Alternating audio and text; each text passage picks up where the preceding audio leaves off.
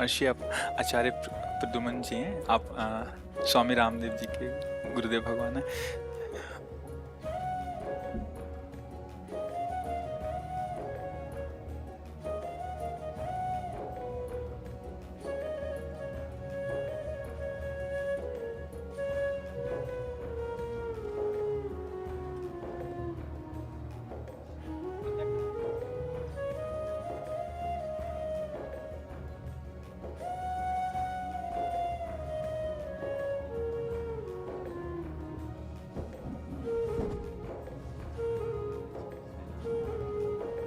नहीं नहीं आप गुरु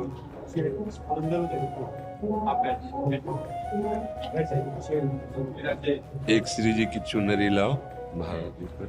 ये जितने लोग महाराज जी के संग सबको श्री जी की प्रसादी माला पर। ये हमारी लाडली जी की चुनरी है महाराज जी, प्रसादी चुनरी। प्रसादी चुनरी एक महाराज जी को पहले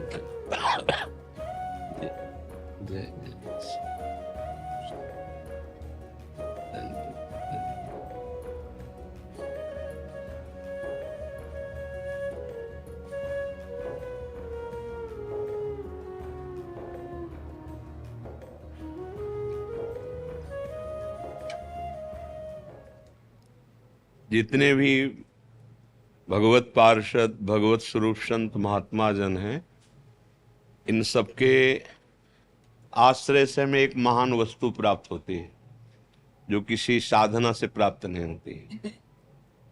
जो हमारा मन और 5 ज्ञानेंद्रिया जिन्हें भगवान श्री कृष्णचंद्र जी कहते हैं प्रकृति स्थान कर सती, मना कष्टान इंद्रियाणी प्रकृति स्थान कर सती। सबसे बड़ा योग इसी विषय का महापुरुषों की कृपा से प्राप्त होता है कि हम अपनी 5 ज्ञानेंद्रियों को, जो मन सहित शब्द स्पर्श रूप रसगंध में विचरण कर रहा है, उनको परमात्म तत्व में स्थित कर सकें। एक नियत समय तक के लिए ये शरीर है, जब तक ये स्वस्थ है तभी तक स्वस्थ हो जाओ, स्वस्थित अपने स्वरूप में स्थित हो जाओ। चित्त वृत्ति को, एक एक वृत्ति को गुरुजन महापुरुषों की आज्ञा में समर्पित करके और प्रभु के चिंतन में डूब जाओ। सबसे बड़ा योगी जिसने अपने अस्तित्व को समझ लिया या मिटा दिया, 2 बात। समझ लिया तो एक ही है तत्वम असि, और मिटा दिया प्रभु के सिवा अपना अस्तित्व ही नहीं रह गया। भक्ति और ज्ञान, ज्ञान तत्वमसि, तत् जिसे कह के संबोधन किया गया वो त्वम असि। ये गुरुजनों की कृपा, या फिर प्रभु के रूप में, नाम में, लीला में इतने तन्मय हुआ कि ब्रह्म नहीं, माया नहीं, नहीं जीव नहीं काल, अपनी ही सुध ना रही, एक रहो नंदलाल। एकमात्र आराध्य देव की शुद्धि में आना एक में ही पड़ेगा, चाहे ज्ञान से आओ चाहे भक्ति से आओ। अनेकता में विविध प्रकार के दोष गुण यही छाए हुए हैं। जो सृष्टि का स्वरूप दिखाई दे रहा है एक ही है, मत्ता परतरम नान्यत किंचिदस्ति धनंजय। वो एक ही बहुत रूपों, अब बहुत रूपों से हटना होगा। तेषाम सतत युक्तानाम भजताम प्रीति पूर्वकम तो ददामि बुद्धि योगम तम येन माम उपयांति ते। सबसे बड़े योग का स्वरूप कि भगवान हमारी बुद्धि में आकर विराजमान हो गए।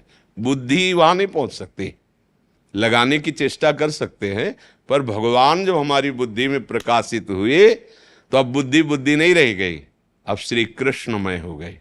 मन मन नहीं रह गया, श्री कृष्ण।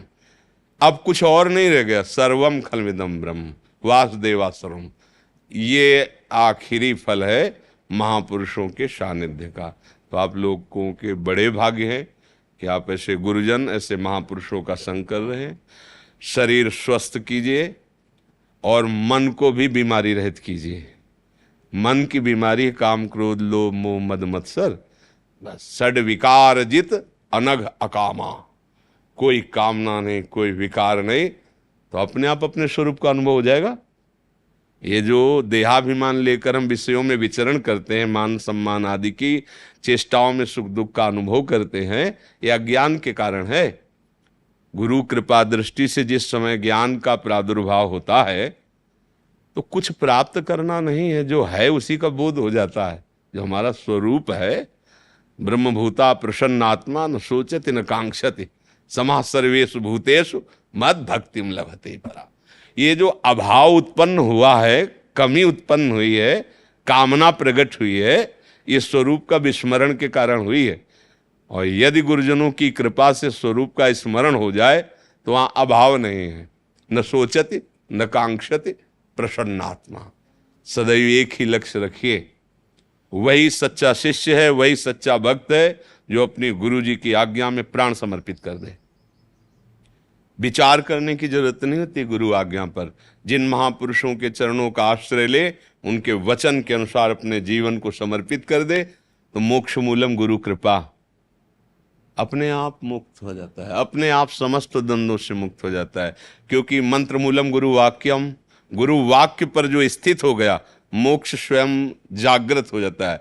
क्या जागृत हो जाता है? क्योंकि वो मुक्त है, ऐसा उसको अनुभव हो जाता है। हम जानबूझकर फंस गए हैं देहाभिमान के कारण। गुरु कृपा इस देहाभिमान का छेदन करता है। अभी तक हमें कोई ऐसी साधना नहीं दिखाई दी जिसमें देहाभिमान को सपोर्ट न मिले। 10 साल से मौन हूं, देहाभिमान पुष्ट हो रहा। 20 साल से फलार हूं, वो पुष्ट हो रहा है। गुरु कृपा ही एक ऐसा है जो देहाभिमान का नाश करके शुद्ध बोध करा देता है। तो साधन कुछ भी कितना भी करे, कहीं न कहीं उसको पुष्टता मिलती रहती है। और जब गुरु कृपा से ज्ञान होता है, इसलिए मोक्ष मूलम गुरु कृपा, गुरु कृपा ही केवलम। जिन महापुरुषों के चरणों का आश्रय लिया है, प्रभु के सिवा वो और कुछ नहीं है। साक्षात प्रभु ही हमारा कल्याण करने के लिए इन रूप में, क्योंकि हम इसी रूप से भाषा समझ सकते हैं, हम इसी रूप से उनका दुलार प्यार पा सकते हैं, इसी रूप से हम शासन पा सकते हैं, डांट सकते हैं वो। तो हमारे भगवान, हमारे ब्रह्म, हमारी आत्मा ही मूर्तिमान होकर हमें अपने ऐसे पकड़ करके अनुभूति करा रहा है, पकड़ करके अनुभूति। जैसे माँ ने सुख के हेतु खेलने से हटा करके परम सुख में लगा देती, हम लोगों ने सुख का हेतु विषय संसार समझा, गुरुजनों ने घसीट करके प्रभु की तरफ लगाया। आज्ञा में रहिएगा, इनकी आज्ञा में ही परम पद छुपा हुआ है। विचार की आवश्यकता नहीं है, विचार करना है अपने अंतःकरण की बात पर कि गुरु आज्ञा से विमुख है या सन्मुख है। अगर गुरु के विरुद्ध है तो कितनी भी धर्मयुक्त बात हो, हमें नहीं माननी। गुरुदेव के वचन ही हमारे लिए प्रमाण है, क्योंकि हम न वेद जानते हैं न शास्त्र जानते हैं। माँ की तरह गुरुदेव से प्यार करें, हम वेद शास्त्रों का निर्णय क्या है हम क्या समझ पाए। हमारे गुरुदेव के मुख से जो निकला वो हमारे लिए परम ब्रह्म का साक्षात स्वरूप है, वो परम ब्रह्म शब्द हैं, उन्हें स्वीकार कर ले।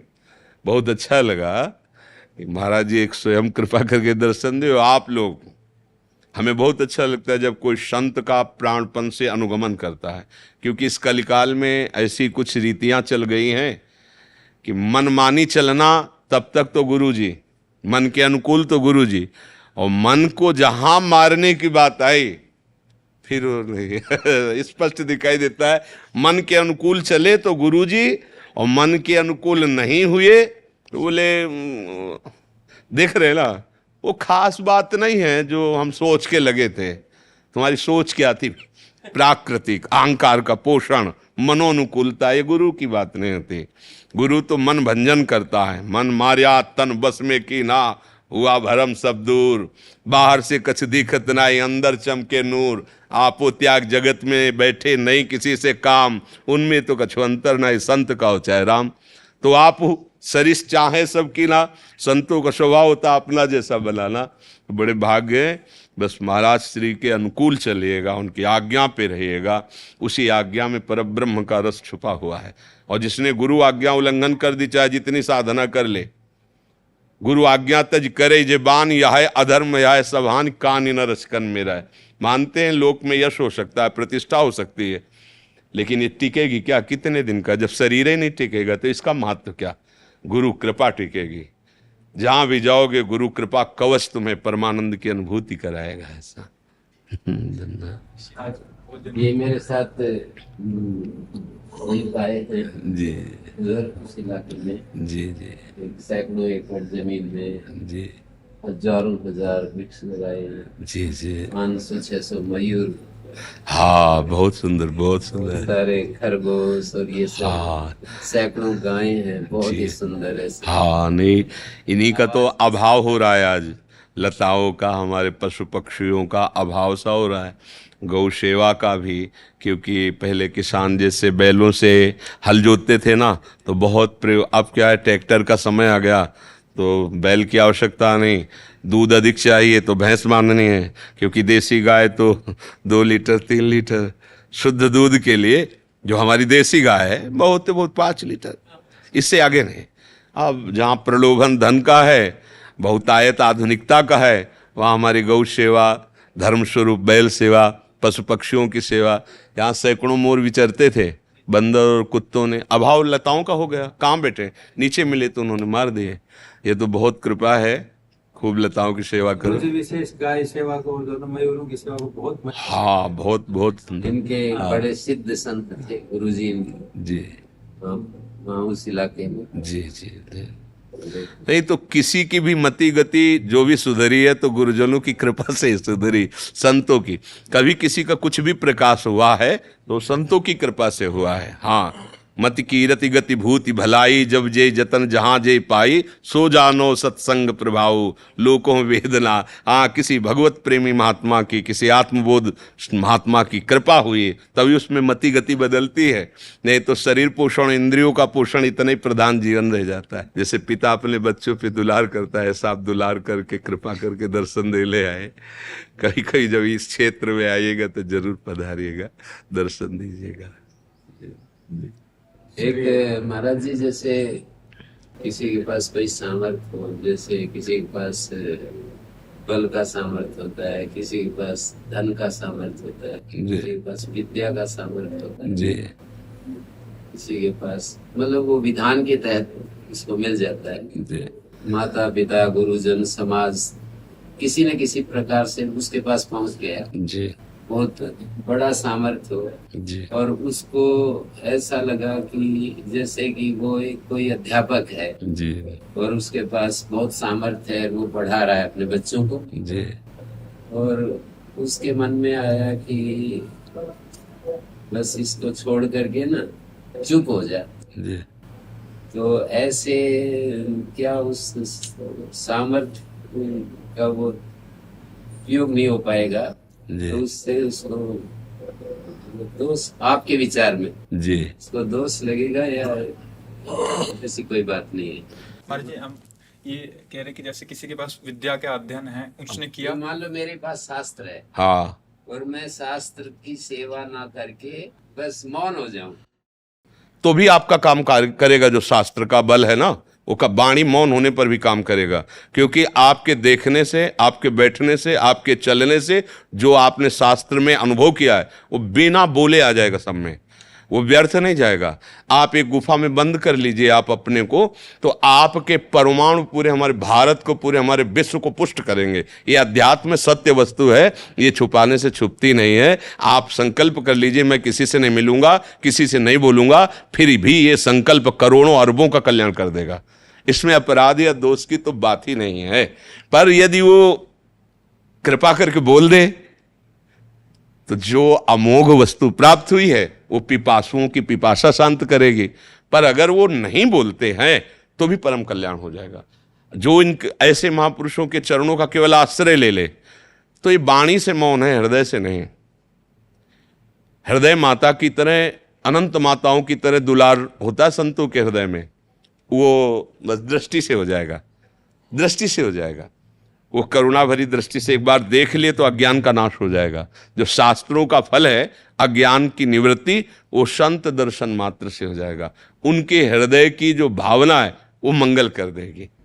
हमारे एक भगत जी भी हैं, कथा भी करते हैं जी नित्य, अपने भक्तों के साथ यहाँ आए हैं। जी जी आप भी कुछ थोड़ा सा। महाराज जी, जैसे 2 प्रकार से हम समाधि में जा सकते हैं। जी एक अपने को भूल के जी। सब कुछ नेति के भाव से, जी एक सब में परमात्मा के भाव को स्वीकार। जी तो क्या ये बात ठीक? आप किस भाव में चल रहे हैं? सब रूप में परमात्मा का ही स्वरूप दिखाई। संतों का आखिरी निर्णय यही होता है। संतों का आखिरी स्थिति की, जीवन की स्थिति अनुभूत करने के बाद वो सम होते हुए भी, वो स्थिति प्रज्ञ होते हुए भी व्यवहार में विचरण करते हुए देखे जाते हैं। क्यों? क्योंकि अब उनका व्यवहार नहीं है, वो जगत मंगल स्वरूप है। उनका खाना पीना, हंसना खेलना, बैठना, उपदेश करना, मौन हो जाना या शासन दिखाना, ये सब परम मंगल के लिए है। तो आखिरी में कि जितने भी बड़े बड़े महापुरुष अपने को गुरुजनों की कृपा से देखने को मिले, बहुत गंगा किनारे से एक बहुत संपन्न महापुरुष, सबको आना पड़ा है। सबने कृपा करके अपनी जो आखिरी लीला है, हाँ, जो एकांतिक सेवन तो है ही, पर उस सब ने व्यवहार स्वरूप विश्व रूप भगवान का परम मंगल किया है। ये हमने देखा विश्व रूप। हाँ, तरी है गंगा के किनारे, दिगंबर रहते थे, पर जब माताएं बहनें आती थी तो ऐसे वस्त्र डाल लेते थे। जब हम लोग गए पूरी मंडली के साथ थे तो खूब अच्छे अच्छे पदार्थ भोग पवाए।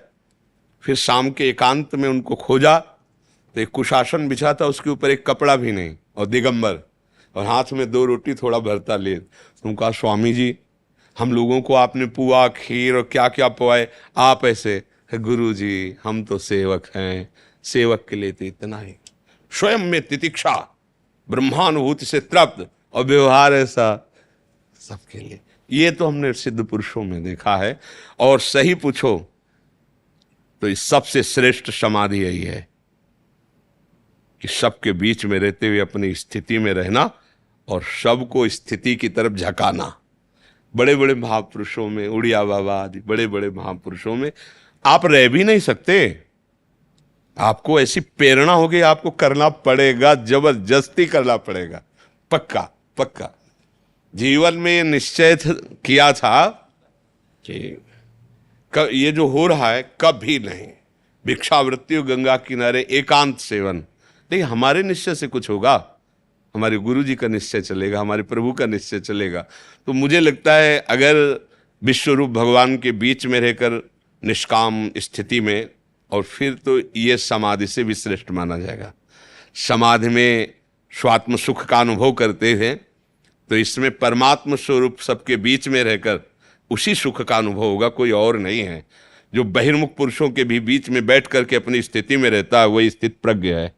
जो विषयों के बीच में रह करके भी निर्विषय रहता है वही स्थिति प्रज्ञ है। और समाधि तो चलते फिरते भी होती है ना।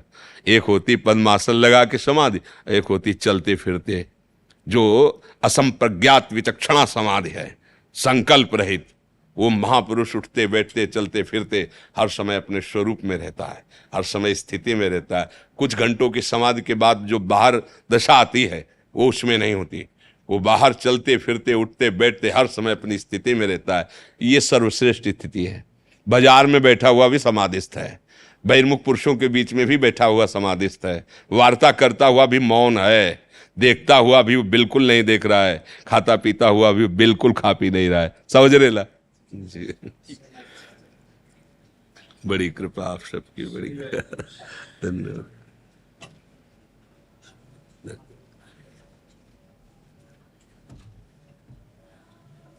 धन्यवाद धन्यवाद धन्यवाद। आप सभी गुरु जी मेरे बड़े गुरु भाई हैं। जी जी, धन्यवाद धन्यवाद धन्यवाद।